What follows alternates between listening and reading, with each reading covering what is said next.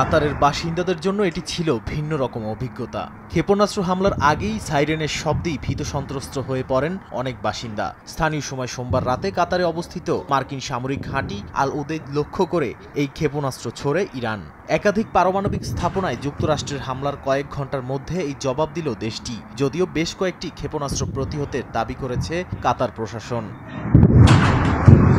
কাতারের পাশাপাশি ইরান ক্ষেপণাস্ত্র নিক্ষেপ করে ইরাকে অবস্থিত মার্কিন ঘাঁটি আসাদ আল আইন লক্ষ্য করেও। এরপরই আতঙ্কে ছোটাছুটি শুরু করেন স্থানীয় বাসিন্দারা। তেহরান এ অভিযানের নাম দিয়েছে ভিক্টরি মেসেজ।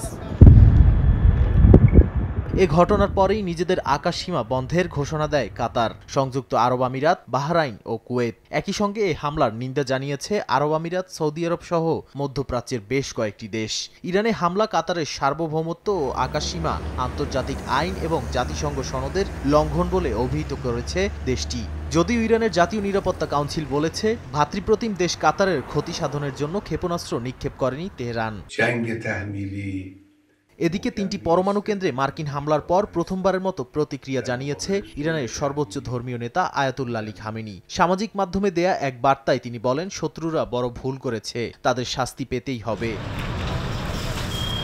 এর আগে তেহরান, কারাজ ও পারচিনে হামলার দাবি করে তেল আবিব। ইসরায়েলি প্রতিরক্ষা বাহিনী জানিয়েছে, কারাজে ইউরেনিয়াম সমৃদ্ধকরণ যন্ত্রাংশ তৈরির কারখানার লক্ষ্যবস্তু করা হয়। এছাড়া ইরানের পশ্চিম, পূর্ব ও মধ্যাঞ্চলের কয়েকটি বিমানবন্দরেও হামলা চালানো হয়। এতে কয়েকটি উড়োজাহাজ ও হেলিকপ্টার ধ্বংস হয়েছে। ইরানের মধ্যাঞ্চলে ড্রোন হামলাও চালায় নেতানিয়াহু বাহিনী। এতে কয়েকজন হতাহত হন। আর নিজেদের আকাশসীমায় ইসরায়েলের অত্যাধুনিক ড্রোন ভূপাতিত করার দাবি করেছে ইরান।